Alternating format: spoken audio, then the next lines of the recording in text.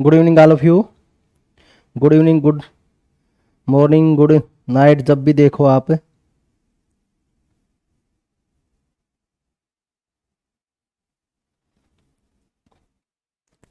तो हम देखते हैं जो आज का टॉपिक हमारा रहेगा एंडोक्राइन ग्लैंड। क्या हमारा एंडोक्राइन ग्लैंड, एंडोक्राइन सिस्टम।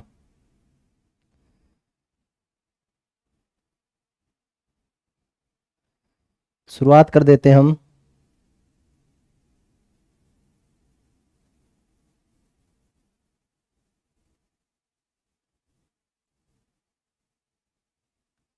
देखो, लास्ट टाइम जो हमने पढ़ा था उसी से आगे चलते हुए हम पढ़ रहे हैं।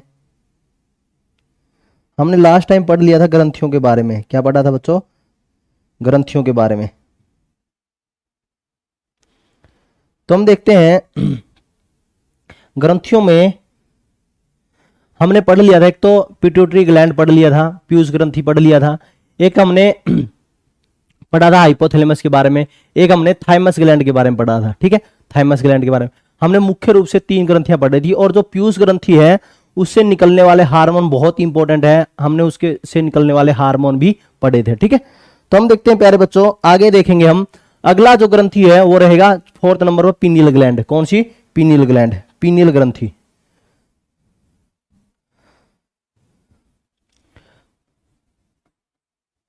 पीनियल ग्रंथि, पीनियल ग्रंथि। पीनियल ग्रंथि के बारे में हम देखते हैं तो मुख्य रूप से यह ग्रंथि है हमारे सबसे छोटी ग्रंथि है।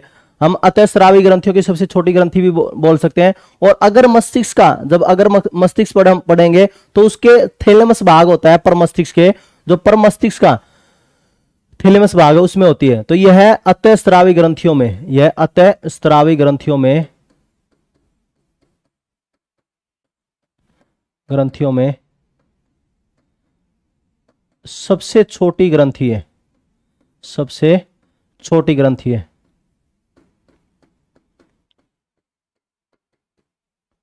सबसे छोटी ग्रंथि है। और हम देखते हैं इसकी एक और खास बात यह है मस्तिष्क के अगर भाग में, अगर भाग फोर पार्ट है जो मस्तिष्क का, उसके थैलेमस भाग में रहती है, के थैलेमस में होती है, थैलेमस में होती है। ठीक है, अच्छी बात है। और क्या खास बात है इसके बारे में?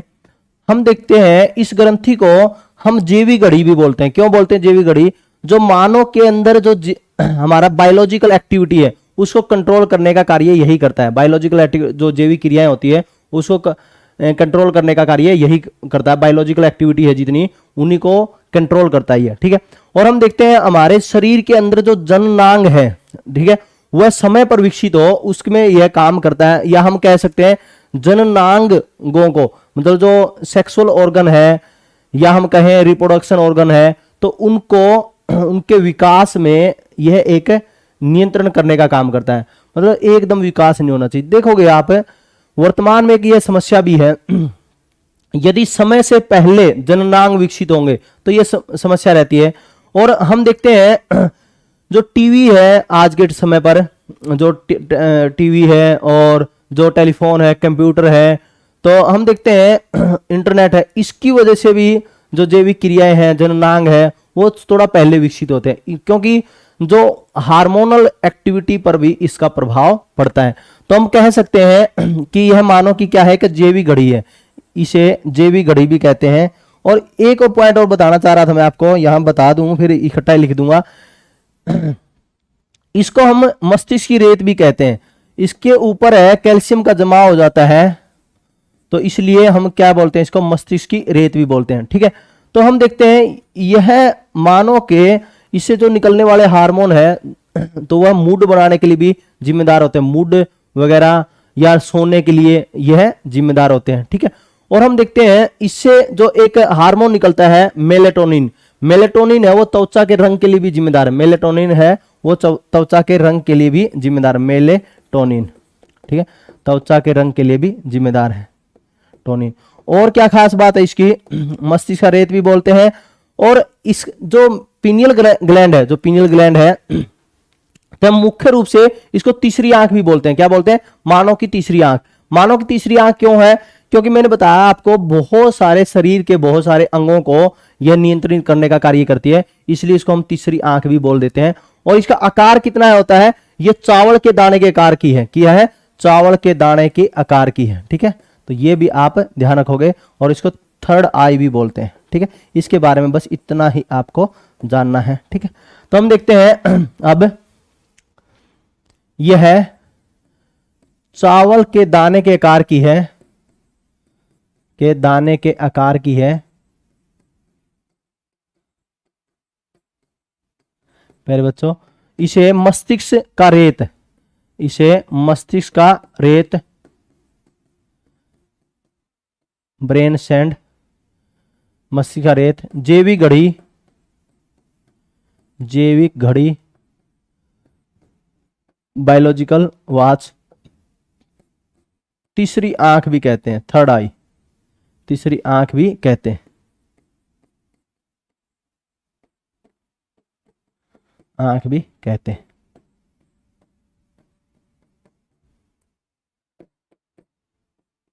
ठीक है, यह है, क्या काम करता है? शरीर के अंग, यह जननांगों, जननांगों, रिप्रोडक्शन ऑर्गन,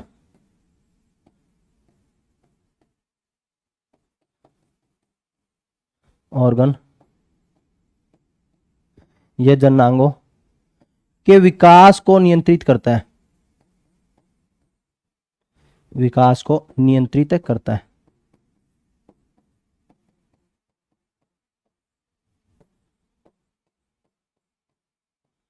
ठीक है प्यारे बच्चों, इससे निकलने वाला हार्मोन,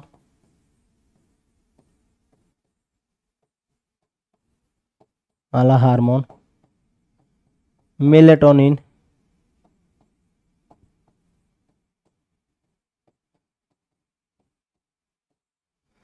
मेलेटोनिन,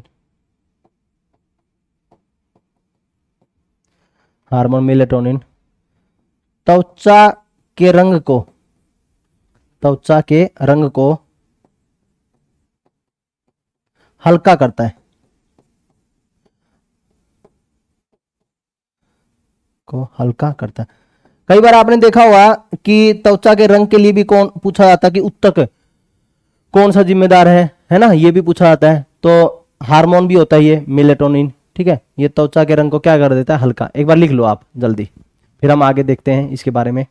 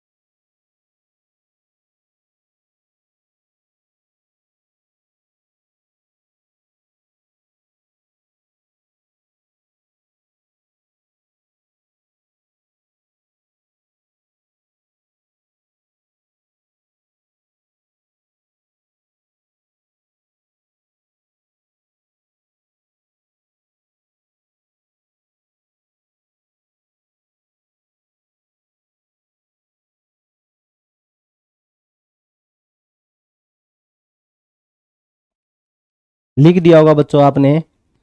हम देख लेते हैं अब इसके आगे। पीनियल ग्लैंड के बारे में हमने देखा, यह अतःस्रावी ग्रंथियों में सबसे छोटी ग्रंथि है और यह मस्तिष्क के अग्रभाग के थैलेमस में होती है और यह चावल के दाने के आकार की है।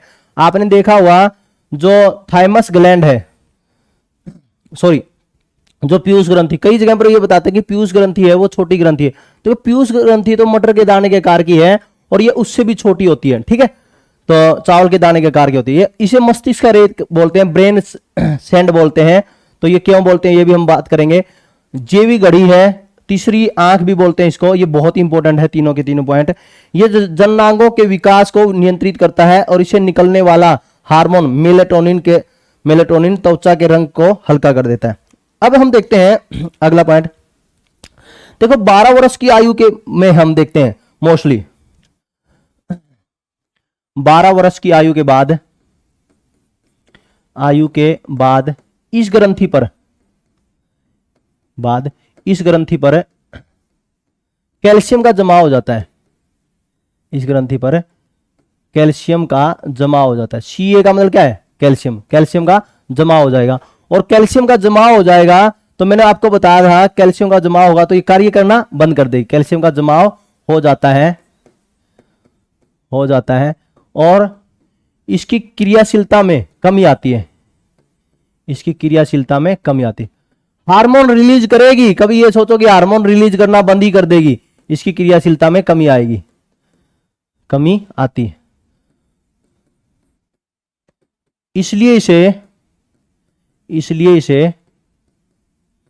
इसलिए मस्तिष्क का रेत कहते हैं, ब्रेन सैंड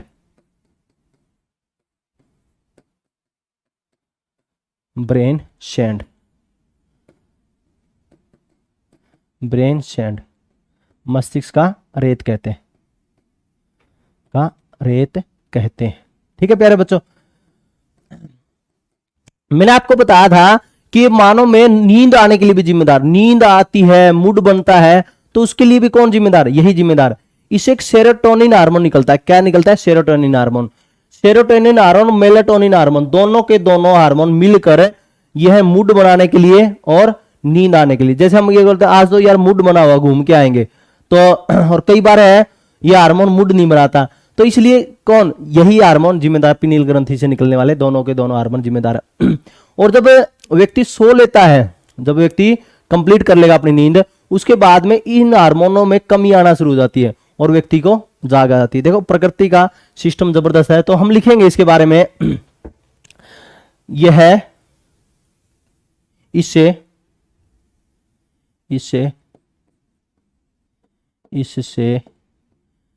सेरोटोनिन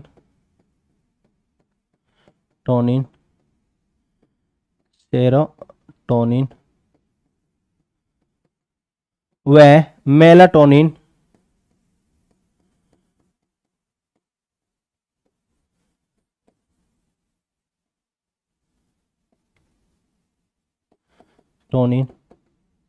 हार्मोन स्त्रावित होता है।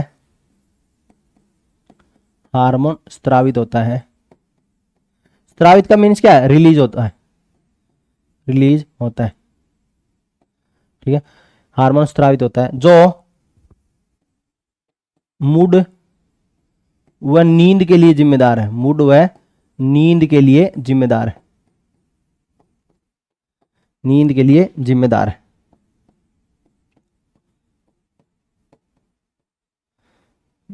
है। रात्रि को इस हार्मोन की मात्रा बढ़ जाती है। हार्मोन की मात्रा बढ़ जाती।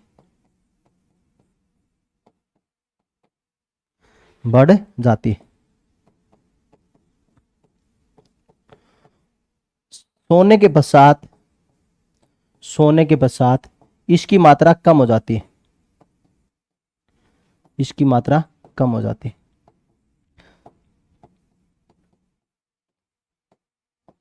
ये नहीं है कि सारी बार है मात्रा बढ़ी रहेगी, ऐसा नहीं है। ठीक है, तो ये था हमारा कौन सा? पीनियल ग्लैंड, पीनियल ग्रंथि प्यारे बच्चों। ठीक है, लिख दिया हुआ साथ साथ में अब हम आगे देख लेते हैं, जल्दी लिख लो जिसने नहीं लिखा।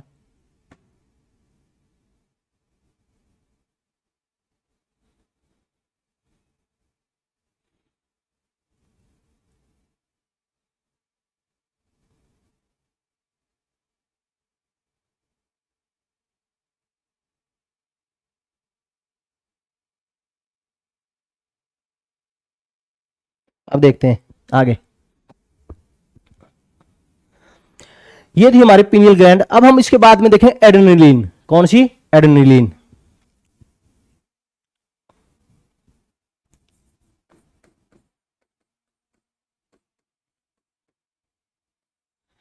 इसको अधिविरक भी बोलते हैं। क्या बोलते हैं? अधिविरक, एड्रिनल ग्रंथि, एड्रिनल ग्लैंड। समझना इसके बारे में।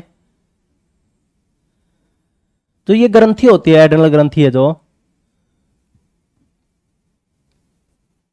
इसे wisdom of life, wisdom of life, wisdom of life means क्या है? विजडम होता है बुद्धि, बुद्धि, बुद्धिमता, ठीक है, बुद्धिमता बोल देते हैं, ताकि ये तो wisdom person, wisdom of life, जीवन की बुद्धिमता या बुद्धि, जीवन की बुद्धि, इसे बोलते हैं। बताऊंगा क्यों बोलते हैं विजडम ऑफ लाइफ। इसे विजडम ऑफ लाइफ, आपातकालीन, इमरजेंसी ग्लैंड,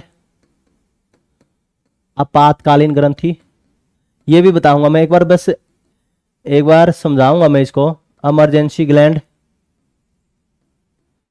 इसे 3S 4S भी कहते हैं, 4S भी कहते हैं। समझे? अब देखो विजडम ऑफ लाइफ क्यों बोलते हैं? हमारी बुद्धि का काम है, ब्रेन का है, बिल्कुल सारा काम ब्रेन का है, लेकिन ब्रेन के विपरीत निर्णय ले लेती है कई बार। तो ब्रेन तक तो बात पहुंचती नहीं है, एकदम निर्णय ले लेती है, इसलिए हम इसको क्या बोलते हैं? विजडम ऑफ लाइफ बोलते हैं। क्या बोलते हैं? Wisdom of life. आप देखो एकदम आपके पीछे कोई चोर आ गया या एकदम आपको ऐसे पकड़ लिया तो किसी व्यक्ति ने, या आपको थोड़ा बिल्कुल रियल एग्जांपल बताता हूं आपको।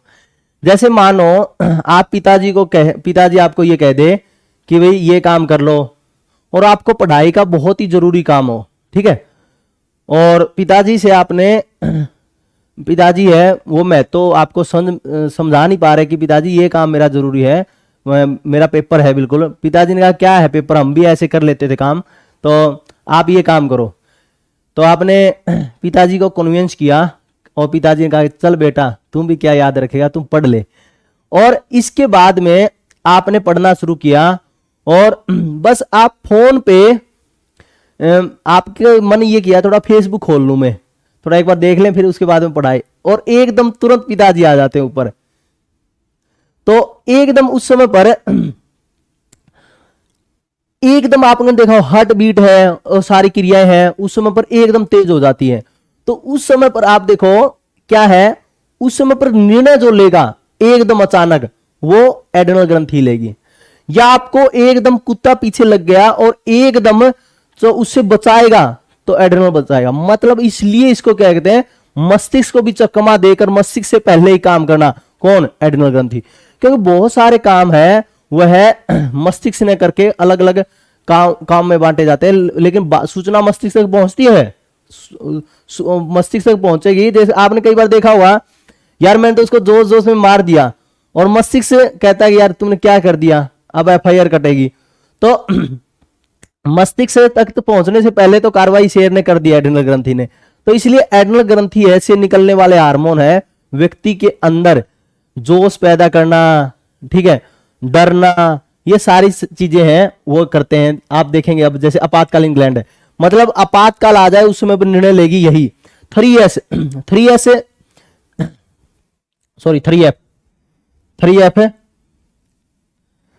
है जो फियर, फाइट, फ्लाइट। फियर के लिए 3F मीन्स क्या है? फियर। फियर मीन्स क्या है? डर पैदा करना। डर के लिए यही जिम्मेदार है, ठीक है। फाइट, फाइट मीन्स क्या है, लड़ना, लड़ने के लिए यही जिम्मेदार है, ठीक है। फ्लाइट, भागना, फ्लाइट भागना, तो यही जिम्मेदार है। यदि आप लड़ाई में भाग जाते हो तो किसने भगाया है, इसी ने भगाया कि भाग, ठीक है। तो हम देखते हैं फियर भय पैदा करने के, फाइट लड़ने के लिए, फ्लाइट भागने के लिए यही ग्रंथि जिम्मेदार है, इसलिए इसको हम क्या बोलते हैं, 3F, फियर फाइट फ्लाइट। एक है 4S ग्लैंड, 4S, 4S में हम देखते हैं सेक्स के लिए, साल्ट के लिए, शुगर के लिए, स्टेरॉइड के साथ साथ में ये स्ट्रेस के लिए भी काम करती है, स्टेरॉइड के साथ साथ में ये स्ट्रेस में भी ये काम करती है, तनाव में भी काम करती है, स्टेरॉइड में भी काम करती है, तनाव में भी काम करती है। शुगर है शर्करा, फिर यहां पर स्टेरॉइड भी आता है तो कर सकते हैं, साल्ट है लवण, फिर सेक्स, ठीक है। तो इसलिए हम देखते हैं, इसलिए इसको बोलते हैं 4S, fear fight flight sex salt sugar steroid stress, तनाव में भी है काम करती है। तो आप ये देखो इस तरह से एड्रिनल ग्रंथि है हमारे शरीर की 3S और 4S भी कहलाती है। क्या कहलाती है, 3S और 4।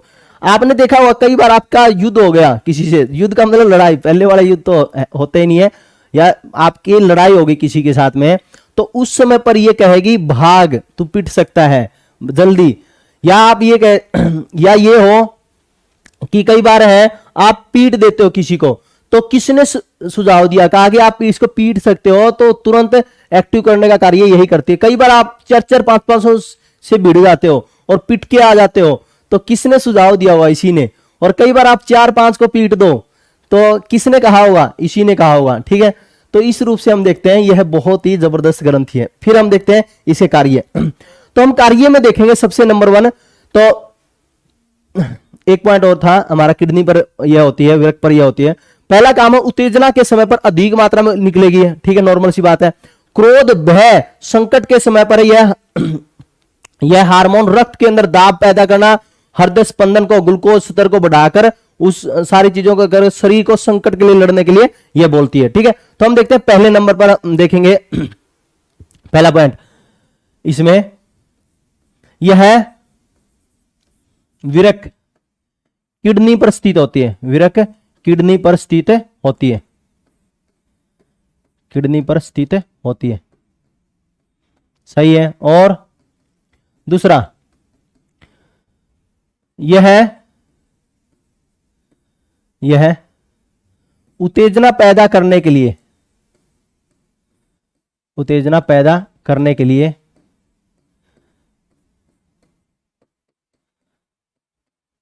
या हम कह सकते हैं कि उत्तेजना पैदा करने के लिए हार्मोन ज्यादा स्रावित करेगी, यह कह सकते हैं, ठीक है। यह उत्तेजना पैदा करने के लिए हार्मोन का स्रावण बढ़ा देती है, हार्मोन का स्रावण, स्रावण मीन्स क्या, रिलीजिंग ऑफ हार्मोन, स्रावण क्या होता है, रिलीजिंग ऑफ हार्मोन,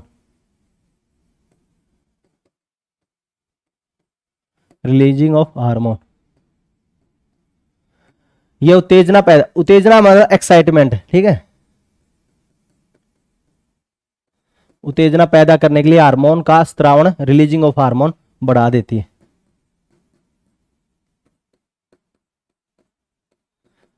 ठीक है। फिर क्रोध, क्रोध के समय हम कह सकते हैं, क्रोध के समय, क्रोध या आपातकाल के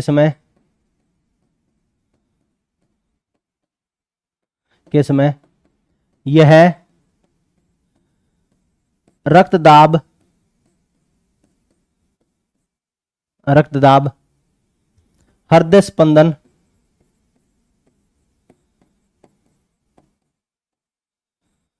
को बढ़ा देती है, जिससे संकट के समय,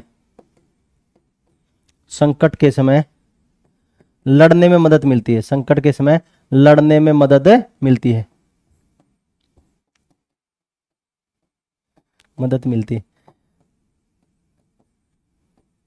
अब कईयों में ऐसा होता है, कई है आपने ध्यान किया हो, कई लोग ऐसे रहते हैं भाई संकट आ गया और संकट से लड़ ही नहीं पाते। जैसे कई बार किसी के पीछे है कुत्ता लग गया तो तुरंत एक्टिव हो जाएगी और तो कुत्ते से लड़ने में मदद कर देगी। कईयों में एक्टिव नहीं हो पाता और कुत्ते को टांग दे देते हैं, कई शरीर भी दे देते हैं, कहा कि खा ले तू, ठीक है। तो उस रूप से आपने देखा हुआ कई लोग हैं बहुत ही, जैसे एक वायरल वीडियो हुआ था आपने देखा हो यूट्यूब, फेसबुक पर भी, यूट्यूब पर भी काफी, एक छोटा बच्चा है अपनी बहन को लेकर जा रहा है, उसकी छोटी बहन बिल्कुल, वो 4-5 साल का बच्चा, और 5-6 कुत्ते उसके साथ में लग जाते हैं और वो बहुत भयंकर सामना करता है उन चीजों का। और फिर बहुत सारी सेलिब्रिटी ने उनको उसको पोस्ट भी किया था, देखो जोश होना चाहिए तो इस तरह से होना चाहिए, उन कुत्तों से भिड़कर और फिर वह कुत्तों को डरा कर और फिर वो वापस जाता है। तो ये क्या है, हार्मोन एक्टिवनेस बढ़ाने में मदद करते हैं। और कई आपने देखा हुआ ये जो दौड़ वगैरह लगाते हैं ना युवा, उस समय पर भी यही काम करता है। कई लोग हैं दौड़ लगाना शुरू करते हैं और दौड़ में सीटी बजाता है रेफरी और दौड़ ही नहीं पाते, तब तक 100 मीटर की रेस तो पूरी हो जाती है। तो उस समय पर ये एक्टिवनेस पैदा करने का काम भी यही करता है, ठीक है। तो हम देखते हैं इसके अंदर है जो 2 भाग होते हैं, इसके क्या है, इससे इस ग्रंथि के 2 भाग होते हैं, इस ग्रंथि के क्या है 2 भाग है, ये और लिख लेते हैं, इस ग्रंथि के 2 भाग, इस ग्रंथि के 2 भाग, बस 2 ही है। और नॉर्मली आप देख लेना, बस 2 भाग होते हैं। कौन सा, एक तो कोर्टेक्स होता है और एक मेडुला होता है? कौन सा, एक तो कोर्टेक्स,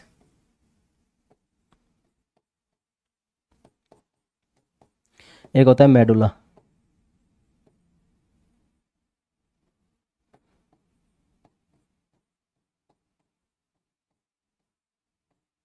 मेडुला जो अंदर का भाग है वो मेडुला होता है और जो बाहर का भाग है वो कोर्टेक्स होता है।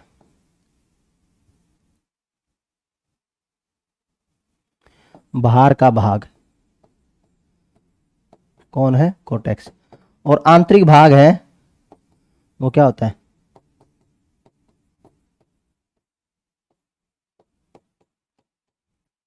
तो हम देखते हैं जैसे ऐसे है भाग, जैसे ये है, तो इसका ये भाग है हमारा क्या है, मेडुला, ठीक है, इस तरह से भाग, और ये जो बाहरी भाग है वो क्या है हमारा, कोर्टेक्स।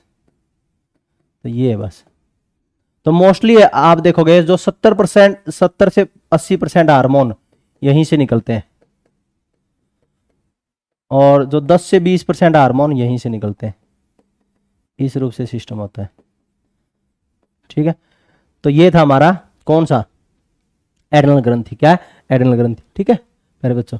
अब हम अगला देखते हैं, अगला भी बहुत इंपॉर्टेंट है, इसको बोलते हैं हम थायराइड ग्लैंड। थायराइड अतःस्रावी ग्रंथियों में सबसे बड़ा, ठीक है, अतःस्रावी ग्रंथियों में सबसे बड़ी ग्रंथि कौन सी है, थायराइड। ये इतने आसान भी क्वेश्चन कई बार पूछे जा चुके हैं। यह यहां होती है, श्वास नलिका है, इसके दोनों ओर पाई जाती है यहां पर, ठीक है। ये एच के आकार की होती है, इस तरह से एच के आकार की होती है और इससे थायरोक्सिन हार्मोन निकलता है, ठीक है। कौन सा हार्मोन निकलता है, थायरोक्सिन। और हम देखते हैं और ये तितली के आकार की है, किसकी आकार की है, तितली के आकार की है। और इसे एक तो थायरोक्सिन हार्मोन है मोस्टली, तो यही देखा जाता है पेपरों में जो पूछा जाता है। और हम देखते हैं एक और है जो कैल्सीटोनिन हार्मोन होता है, कौन सा होता है, कैल्सीटोनिन हार्मोन, उसको थायरोकैल्सीटोनिन भी बोल देते हैं, ठीक है। तो हम देखते हैं मोस्टली जो थायरोक्सिन हार्मोन है इसको आयोडीन की आवश्यकता होती है, किसकी आवश्यकता होती है, आयोडीन की। यदि आयोडीन की कमी हो जाए तो व्यक्ति में क्या हो जाएगा, ये जो ग्रंथि है ये आयोडीन की कमी को पूरा करने के लिए फूल जाती है और उसी को हम बोलते हैं थायराइड बीमारी, क्या बोलते हैं, थायराइड।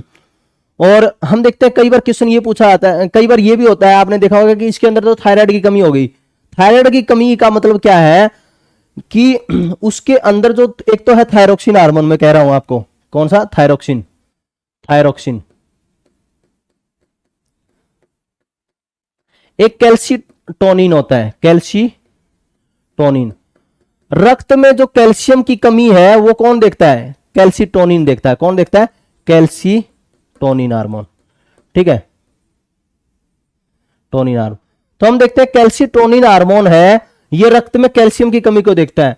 तो हम मोस्टली देखते हैं रक्त में कैल्शियम की कमी हो जाए तो व्यक्ति का संतुलन है जो सर्कुलेटरी सिस्टम का वो गड़बड़ हो जाता है, और उसी की वजह से व्यक्ति में जो जैसे विटामिन डी काम करता है तो इसी तरह से ये काम करता है और व्यक्ति का संतुलन बिगड़ जाता है। ठीक है, हम देखते हैं जो थायराइड ग्रंथि ये भी बहुत ही बढ़िया काम करती है। जैसे मानव के अंदर जो शारीरिक क्रियाएं हैं, मानसिक क्रियाएं हैं, जननिक क्रियाएं हैं, ये सारे को कंट्रोल करने का कार्य थायरोक्सिन करता है।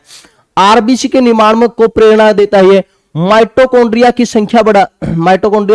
संख्या बढ़ाएगा ये, और एम साइकिल है, मादाओं में एम साइकिल को नियंत्रित करेगा, और इसी के प्रभाव से माइलिन शीत होता है तंत्रिका के अंदर उसका भी निर्माण होता है, आप ये देखो कितने बढ़िया बड़े कार्य हैं। तो हम देखते हैं थायराइड, अब हम देखेंगे थायराइड। तो थायराइड है ग्रंथि, बहुत ही महत्वपूर्ण ग्रंथि है थायराइड।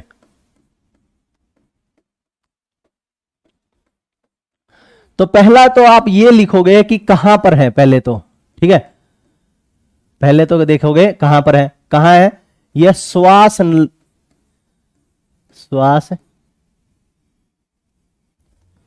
नलियों पर विद्यमान होती है। कहां विद्यमान होती है? श्वास नलियों पर विद्यमान होती है, नलिकाएं पर।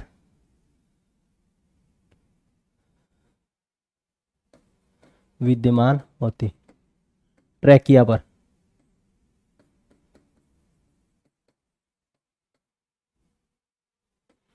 विद्यमान होती। यह तितली के आकार की होती है, बटरफ्लाई होती जो बटरफ्लाई के आकार की होती है, तथा अंग्रेजी वर्णमाला में एच आकार की, हमें एच आकार की।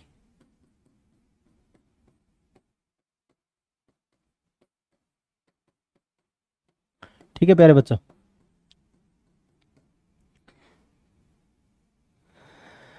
ये हो गया। फिर मैंने आपको बताया था कि यह इससे दो हार्मोन निकलते हैं, एक तो थायरोक्सिन निकलता है और एक कौन सा निकलता है? कैल्सिटोनिन। अब ये देख लेंगे, ठीक है। और बाहर है तो इसका मोस्टली क्या रहता है? 25 से 30 ग्राम रहता है, ठीक है। ये थोड़ा सा अलग से लिख सकते हो आप, बाहर है 25 से 30 ग्राम, बस पेपर में नहीं पूछा जाएगा, वैसे लिख लो, बस नहीं पूछते पेपर में। अब देखेंगे इनसे निकलने वाले हार्मोन,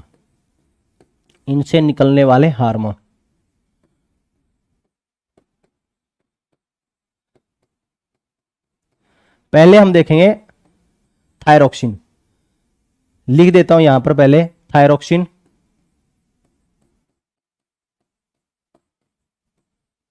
और दूसरा है कैल्सिटोनिन।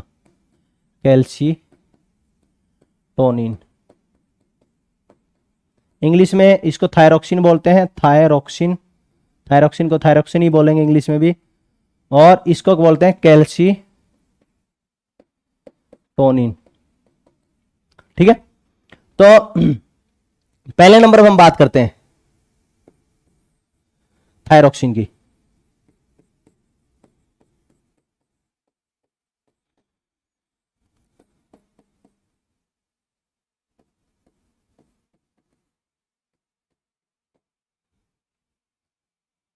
देखो इस हार्मोन को आयोडीन की आवश्यकता होती है, मैंने बताया था ना, इस हार्मोन को आयोडीन की आवश्यकता होती है, आयोडीन की आवश्यकता होती है,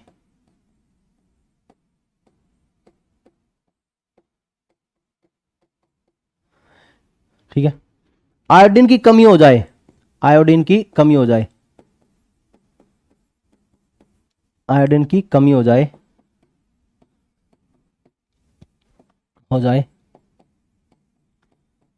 तो थायरोक्सिन हार्मोन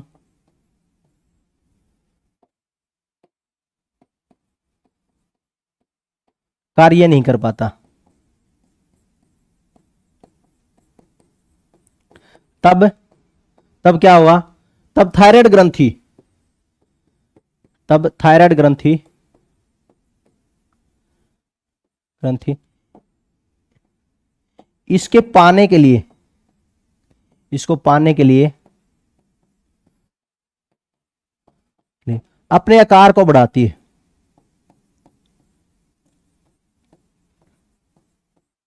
आकार को बढ़ाती है, बढ़ाती है, बढ़ाती है, और इसी रोग को, इसी रोग को, इसी रोग को क्या बोलते हैं, गोइटर, गेंगा, गलगोटू, ठीक है, यही है गलगंड, गलगंड कहते हैं। ठीक है प्यारे बच्चों, ये था हमारा थायराइड। फिर हम देख रहे थे इसके बारे में जो थायरोक्सिन है उसके कार्य मैंने बताया था, जो आरबीसी के निर्माण में मदद करेगा, माइटोकॉन्ड्रिया की संख्या को बढ़ाएगा, एमसी साइकिल को निषेचित करेगा और माइलिन शीट का संश्लेषण करेगा। ये और लिख लेते हैं हम इसके कार्य। प्यारे बच्चों इसके कार्य देखेंगे हम। तो देखो जो सबसे पहला कार्य है उसको याद कर लेना, बस ऑटोमेटिक सारे कार्य याद हो जाएंगे। देखो क्या कार्य है इसका, पहला कार्य है, इसको याद कर लेना, इसका यह है शारीरिक मानसिक, सारे बता दिए, शारीरिक मानसिक, मानसिक व जननिक क्रिया, क्रिया को नियंत्रित करता है, के लिए जिम्मेदार, के लिए जिम्मेदार।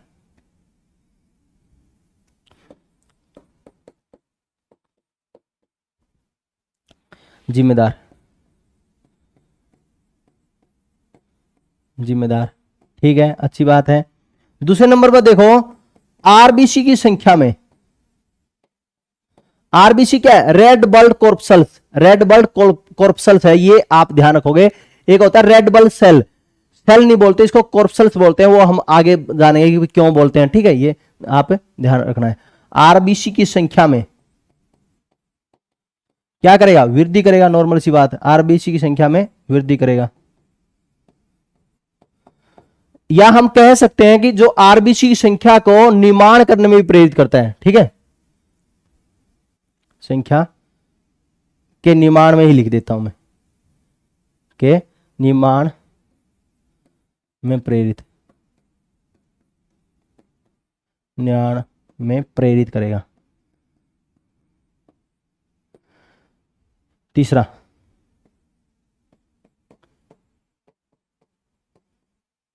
हीमोग्लोबिन की संख्या बढ़ाएगा,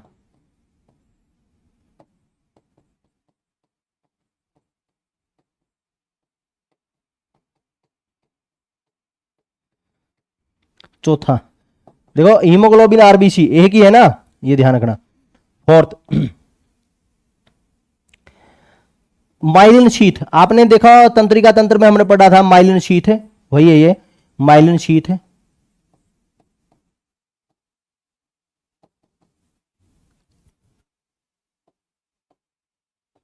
माइलिन शीथ के संश्लेषण, संश्लेषण होता है सिंथेसिस, सिंथेसिस होता है निर्माण, सिंथेसिस में मदद करता है,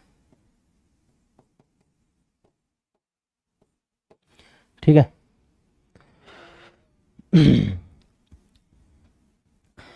और हम देखते हैं जो एम साइकिल है, मैंने बताया था जो एम साइकिल है उसके अंदर भी यह है मदद करता है, ठीक है। एम साइकिल जो मेंसुरेशन साइकिल है वो आगे बढ़ाए, आपको नहीं बढ़ाया अभी, हाँ एम साइकिल मेंसुरेशन साइकिल होता है, दूसरे बैच में हो चुकी मेरी वो क्लास। एम साइकिल आपको नहीं बढ़ाया अभी, एम साइकिल मेंसुरेशन साइकिल बोलते हैं, एम साइकिल मादाओं में होता है, एम साइकिल इसको बोलते हैं आत्रो चक्कर, है ना, मादाओं में जो 28 दिन का चक्कर होता है वो आत्रो चक्कर का संतुलन बनाना,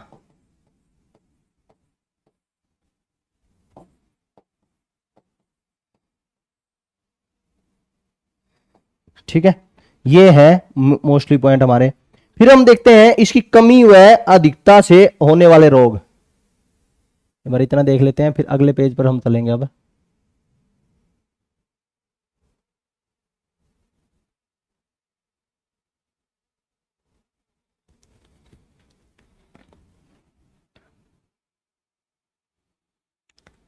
अब देखो, थायरॉक्सिन की कमी हो जाए, थायरॉक्सिन की कमी,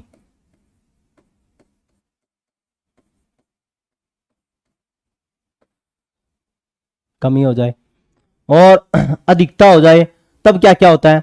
देखो आपने देखा हुआ, जो बच्चे हैं, बच्चे कई बार उनके अंदर मंदबुद्धि हो जाते हैं, बच्चा टाइप बुद्धि के हो जाते हैं, उसको बोलते हैं क्रिटेनिज्म। क्या बोलते हैं? क्रिटेनिज्म।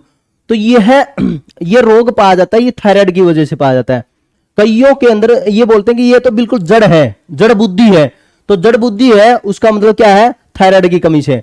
एक होता है मिक्सिडीमा, मिक्सिडीमा ये वयस्क मनुष्य में पाया जाता है। उससे क्या है? शारीरिक रूप से कम व्यक्ति है, काम करने में असफल रहता है और भार में वृद्धि होता है, वो बोला जाता है मिक्सिडीमा। यह है कमी से होने वाले रोग है, थायरॉक्सिन की कमी से रोग, की कमी से रोग।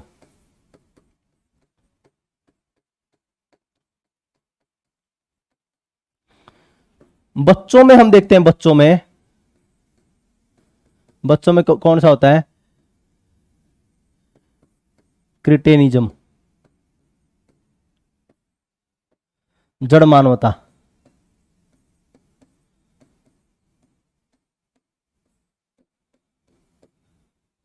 वयस्कों में मिक्सिडीमा।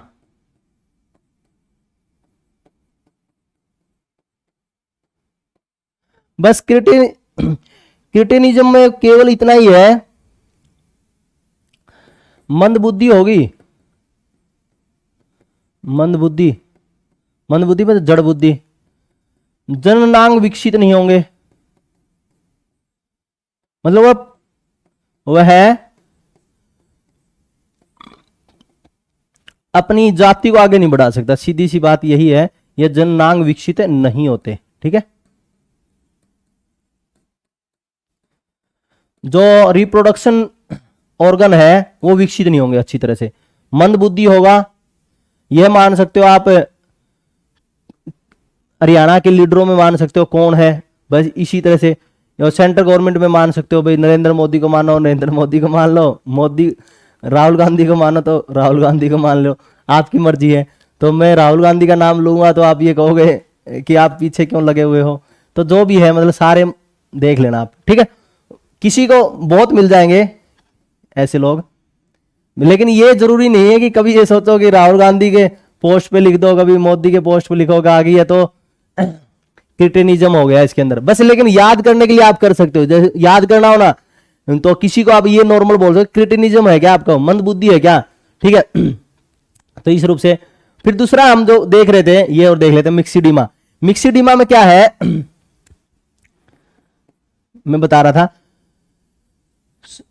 जो शारीरिक कार्य, शारीरिक कार्य कर नहीं पाता, कर नहीं पाता। ठीक है, और दूसरा, दूसरा क्या है जो सबसे इंपॉर्टेंट है इसमें मिक्सिडीमा में, कि जो शारीरिक कार्य तो कर नहीं पाएगा, साथ ही साथ में इसके अंदर जो सबसे भयंकर ये रहता है कि उसके भार में इतनी वृद्धि हो जाती है, जैसे ये बढ़ जाता है, इसी तरह से शरीर का भार भी बढ़ जाएगा, भार में वृद्धि। बिल्कुल 10-15 मकान छोड़ के मैं जो अभी जहां अपना स्टूडियो है, तो उससे एक छोटू को है, ये बिल्कुल बहुत ही छोटू, क्या बड़ा है वो, वैसे छोटू लगता है मुझको, मुझको छोटू लगता है क्योंकि बहुत ही बड़ा है, वयस्क है, लेकिन भार है बहुत ही भयंकर है। उसका शुरू से ही होगा उसके शायद, और यह हो सकता है कि शरीर का विकास ही ना हुआ हो। ठीक है, फिर हम देखते हैं, ये तो था कमी से। अब हम देखेंगे, हेडिंग डाल लेते हैं, थायरॉक्सिन की अधिकता से।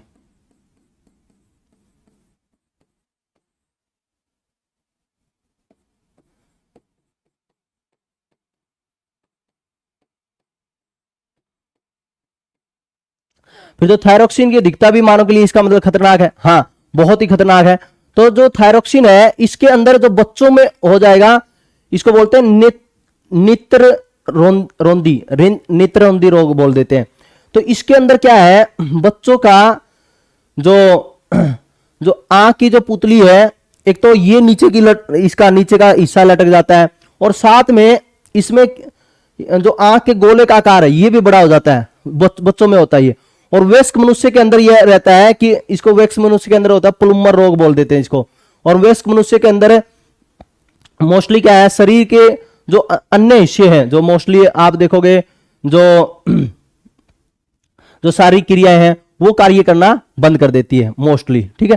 तो हम देखेंगे थायरोक्सिन की अधिकता से, थायरोक्सिन की अधिकता से पहले नंबर पर हम देखेंगे वयस्क मनुष्य में, ओ सॉरी बच्चों में,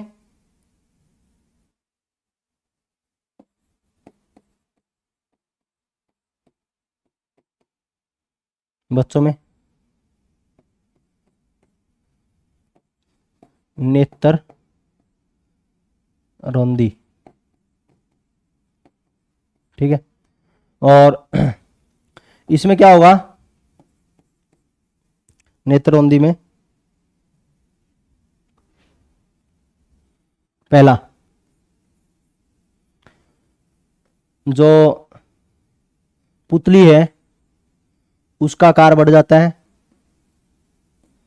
का आकार बढ़ना। दूसरा लिखो, इसमें आंख के गोले का आकार बढ़ना,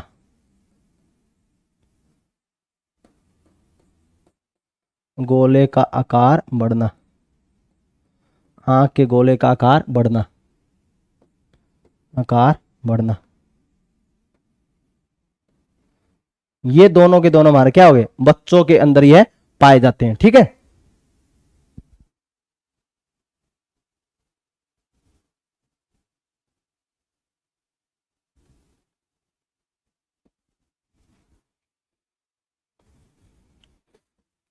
अगला है, फिर हम देखते हैं भाई, इतना ध्यान कर लेना, यह तो किस में होता है, बच्चों में। और वयस्कों में हम बात करें, वयस्कों में प्लूमर रोग, प्लूमर रोग, ठीक है। इसको नेत्र रौंदी भी बोल देते हैं, नेत्र सेंधी भी बोल देते हैं, ये ध्यान रखना, नेत्र सेंधी भी बोल देते हैं, ठीक है। तो ये था हमारा।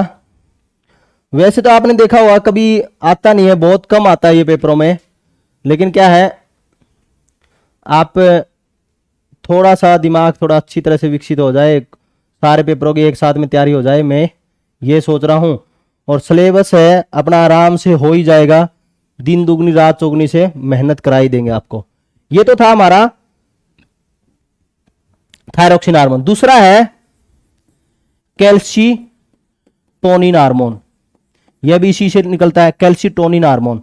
ये और हम देख लेते हैं, इसी से निकलता है, थायराइड ग्रंथि से। यह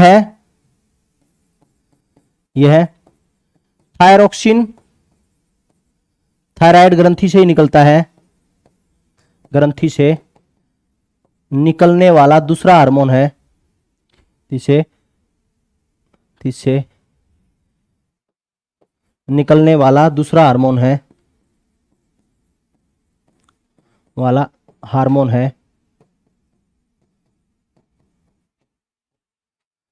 इससे रक्त में कैल्शियम की कमी हो जाती है। वेरी वेरी इंपॉर्टेंट है, ये बहुत इंपॉर्टेंट हार्मोन है। इससे रक्त में कैल्शियम की कमी हो जाती है। जो इंपॉर्टेंट होगा ना उसको मैं बता देता हूं, रक्त में कैल्शियम की कमी हो जाती है, ये मैं बता दिया था आपको, रक्त में कैल्शियम की कमी हो जाती है और व्यक्ति के हाथ है वो कंपाने वाली जो स्थिति है वो हो जाती है। इसलिए इसको हम बोलते हैं कि थायरोकैल्सिटोनिन भी बोल देते हैं, इसको क्या बोल देते हैं, थायरोकैल्सिटोनिन, ठीक है। इसे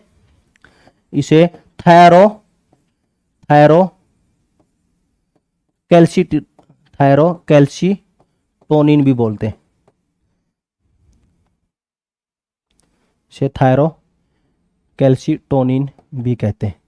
इंग्लिश में और लिख देता हूं, थायरो कैल्सिटोनिन, थायरो कैल्सिटोनिन भी कहते हैं, थायरो कैल्सिटोनिन भी कहते हैं। ठीक है, हाँ ये है हार्मोन, वेरी इंपॉर्टेंट पॉइंट है ये भी। हार्मोन, ये हार्मोन विटामिन डी की तरह काम करता है, विटामिन डी की तरह काम करता है। विटामिन डी मानव के अंदर रिकेट्स रोग से बचाता है और विटामिन डी की वजह से ही मानव में जो कैल्शियम का निर्माण होता है। तो यह हार्मोन विटामिन डी की तरह काम करता है, की तरह कार्य करता है, तरह कार्य करता है, कार्य करता है। ठीक है प्यारे बच्चों, ये था हमारा कौन सा,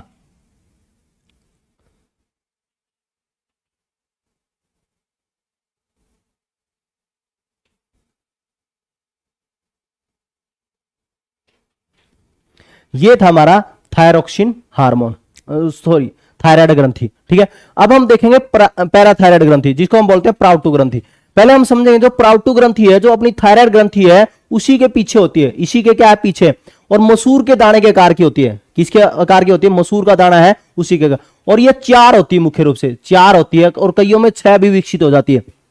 चारों छोटी छोटी ग्रंथियां होती है, जिनमें हम देखते हैं जिसका प्रत्येक खंड है, जो प्रत्येक खंड है उसी से हार्मोन निकलते हैं। और ये सारे के सारे हैं मुख्य रूप से पैरा, जो हमारे शरीर के अंदर ये जो हार्मोन है वो कैल्शियम और फॉस्फेट का कैल्शियम और फॉस्फेट का संतुलन बनाने में काम करते हैं, और साथ ही साथ में मानव शरीर का जो मेटाबॉलिक सिस्टम है उसको नियंत्रित करने का काम करते हैं। मेटाबॉलिक सिस्टम कौन सा, उपापचय, मतलब भोजन की जो पचाने की क्रिया है और जो भोजन का रिलीज होना, वो सारे क्रिया है वो कौन संतुलित करता है, यही हार्मोन संतुलित करता है।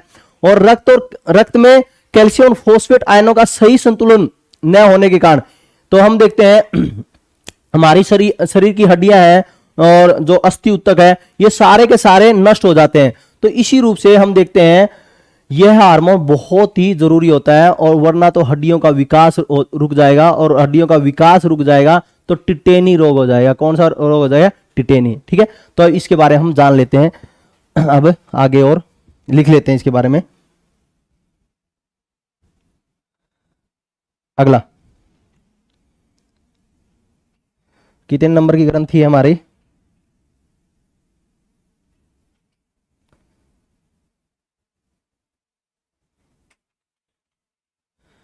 एडनल का हेडिंग नहीं डाला था हमने, पीनियल 5वें नंबर पर हो जाएगी हमारी, एडनल 6ठे पर हो जाएगी, थायराइड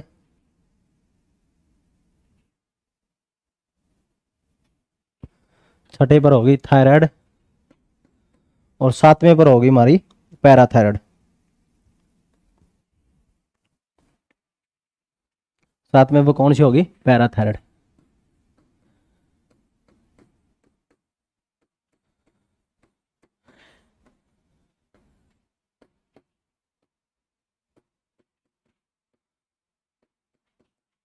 इसको हम बोलते हैं प्राउटू ग्रंथि, प्राउटू ग्रंथि। प्राउटू ग्रंथि है तो यह ग्रंथि थायराइड के पीछे होती है, के पीछे होती है,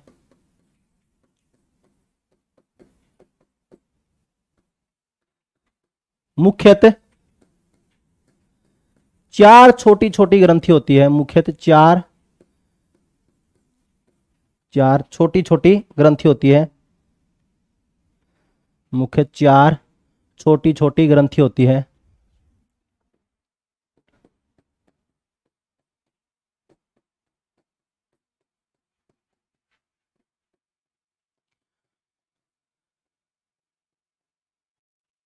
ग्रंथि होती है जो इससे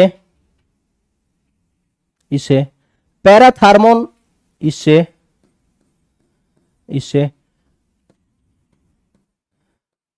पैराथार्मोन हार्मोन निकलता है। कौन सा हार्मोन निकलता है, पैराथार्मोन हार्मोन निकलता है।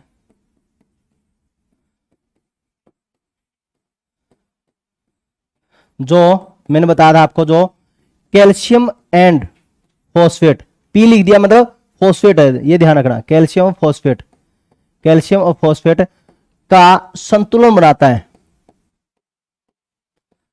संतुलन बनाता है।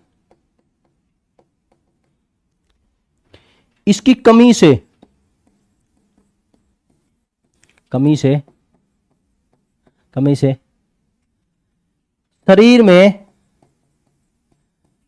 कैल्शियम और फॉस्फेट का, कैल्शियम एंड फॉस्फेट का संतुलन बिगड़ जाता है। ये मैंने बताया था, संतुलन बिगड़ जाता है। और क्या हो जाता है, संतुलन बिगड़ जाएगा तो क्या होगा, कैल्शियम फॉस्फेट का संतुलन बिगड़ गया तो हड्डियों पर प्रभाव पड़ेगा, इससे हड्डियों का विकास रुक जाएगा। सीधी सी बात है, कैल्शियम और फॉस्फेट का संतुलन बिगड़ेगा तो किसका विकास रुकेगा, इससे हड्डियों का विकास रुक जाता है, विकास रुक जाता है। ठीक है, मेनली पॉइंट तो है हमारे ये जो अक्सर है नॉर्मली पेपरों में पूछे जाते हैं। ठीक है, एक पॉइंट और था, ये मसूर के दाने के आकार की है, मसूर के दाने, मसूर दाल होती है ना, मसूर के दाने के आकार की है, के आकार की होती है, दाने के आकार की होती है। ठीक है, और दूसरा जो सबसे इंपॉर्टेंट पॉइंट मैंने बताया, पैराथॉर्मोन, पैराथॉर्मोन हार्मोन है, ये आपको देखना है, ये जरूरी है, पैराथॉर्मोन हार्मोन। ठीक है, पैराथॉर्मोन हार्मोन है, इसी से निकलता है। ये ध्यान कर लिया कि थायराइड ग्रंथि के पीछे होती है, मसूर के दाने के आकार की है, छोटी छोटी चार होती है, और हम देखते हैं मुख्य रूप से इनसे कैल्शियम और फॉस्फेट का संतुलन बनाती है, और हमारे शरीर के अंदर हड्डियों के विकास के लिए जिम्मेदार है। यदि कमी हो जाए तो हड्डियां क्या हो जाएगी, कमजोर हो जाएगी, और हड्डियों का विकास अवरुद्ध हो जाएगा, और टिटेनी रोग हो जाएगा। क्या हो जाएगा, टिटेनी रोग हो जाएगा। क्या रोग हो जाएगा, टिटेनी रोग। ये भी लिखवाना था मैं, इससे टिटेनी रोग हो जाएगा। हम देखते हैं, एक पॉइंट और लिखवाया था मैंने, यह है मेटाबॉलिक सिस्टम को, मेटाबॉलिज्म सिस्टम को, उपापचय, उपापचय। हालांकि पेपरों में नहीं पूछा जाता है मेटाबॉलिक सिस्टम है क्या है, ये पूछा नहीं जाता पेपरों में। जो पूछा जाता है मैं बता देता हूं, कभी पूछ ना ले, मैं मेरा अपना कार्य कर रहा हूं। ठीक है, ये मेटाबॉलिज्म आया नहीं है अभी तक। मेटाबॉलिज्म अपचय क्रियाओं को नियंत्रित करता है, बहुत कम चांस होते हैं आने के, इसलिए लिखवा देता हूं। इसमें केवल 5% चांस है आने के। अब आप देखो इसमें और क्या चीजें हैं जो महत्वपूर्ण है, जो सबसे ज्यादा पूछी जा सकती है। इससे एक हम देखते हैं जो पैराथायराइड है, जो हार्मोन है, जो पैराथायराइड, तो यह हार्मोन ही इसके अंदर जो क्रियाएं है वो संतुलित करने का काम करता है। ठीक है, तो यदि जो पैराथार्मोन हार्मोन है, यदि ये कम निकल जाए, क्या बता रहा हूं मैं, पैराथायराइड ग्रंथि से ये हार्मोन है वो कम निकल जाए, तो इससे हो जाएगा हाइपोकैल्सीमिया रोग। क्या हो जाएगा, हाइपोकैल्सीमिया। ठीक है, तो हाइपोकैल्सीमिया रोग हो जाएगा। और यदि इसकी अधिकता हो जाए, तो इसकी अधिकता हो जाए तो हाइपर कैल्सीमिया हो जाएगा। बस इतना ही आपको ध्यान करना है, बस। और कोई इसमें से पेपरों में कोई खास पूछा नहीं जाता। तो देख लो आप, बस ये देख लो कि इसकी कमी से, इसकी कमी से, सॉरी, पैराथॉर्मोन हार्मोन की कमी से, पैराथॉर्मोन हार्मोन की कमी से, हार्मोन की कमी से, देखो जहां कमी होगी ना तो वहां बोला जाता हाइपो। क्या बोला जाता, हाइपो। और जहां ज्यादा हो जैसे बोलते हैं हाइपरटेंशन, हाइपोटेंशन। हाइपोटेंशन मतलब ब्लड प्रेशर कम, हाइपरटेंशन ब्लड प्रेशर ज्यादा, हाइपोकैल्सीमिया, कैल्सीमिया, कैल्सीमिया।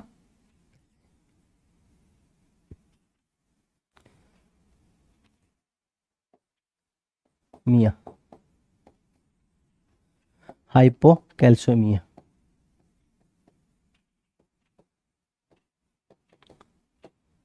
जो हाइपोकैल्सीमिया रोग है, इसको हम ये भी बोल देते हैं कि पैराथायराइड, पैराथॉर्मोन कम है, तो इसको हम ये भी कह देते हैं कि पैराथायराइड कम है, तो इसको हम पैराथायरोडोक्सिन क्या बोल देते हैं, पैराथायरोडोक्सिन भी बोल देते हैं। और साथ ही साथ में हम देखते हैं जो अधिकता हो जाए तो उसको ये बोल देते हैं कि भी इसमें हाइपर पैराथायरोडोक्सिन है, ठीक है। तो ये ध्यान रखना, जो हाइपोकैल्सीमिया है इसको साथ में हम बोल देते हैं हाइपो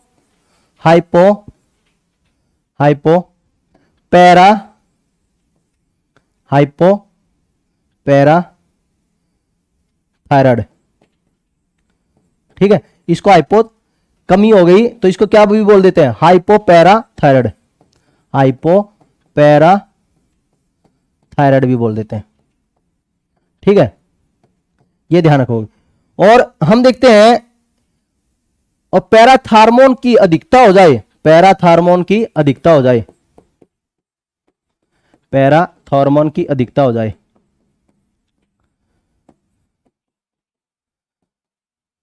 अधिकता है तो सीधी सी बात है, अधिकता से क्या होगा, हाइपर पैराथायराइड, क्या होगा, हाइपर पैराथायराइड, हाइपर पैराथायराइड रोग हो जाता है। और इसी को हाइपर पैराथायराइड को क्या बोल देते हैं हम, क्या बोल देंगे, हाइपर कैल्सीमिया,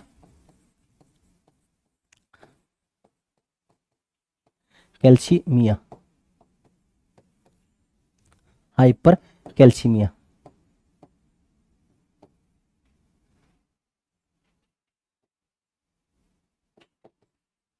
ठीक है। और इसको बोल देंगे हाइपर पैराथायराइड, हाइपर पैराथायराइड, ठीक है। तो ये था हमारा, एक बार सुंदर सा लिख देते हैं इसको। अब तो पूरा हो गया हमारा ये चैप्टर यहां तक का।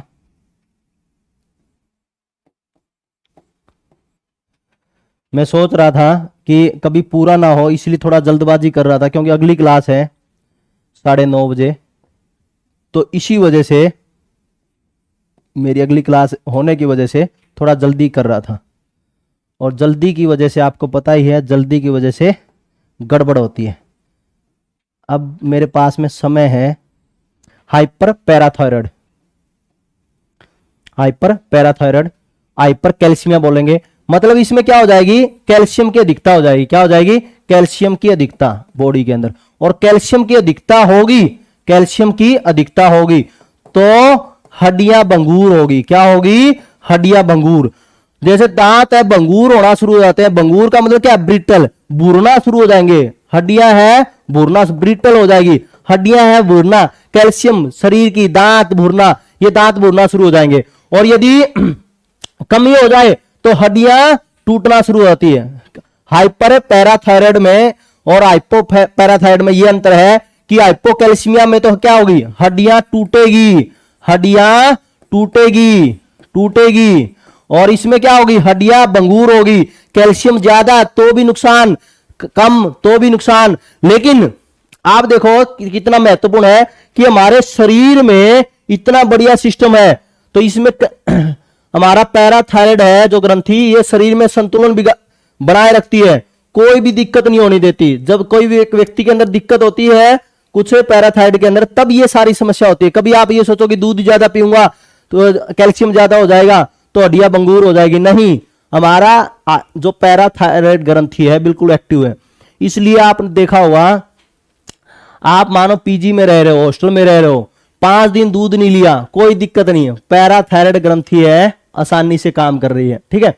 और कमी हो जाए कोई दिक्कत नहीं है, तो इसमें 2-2, 3-3 महीने भी कोई दिक्कत नहीं होती है, ठीक है।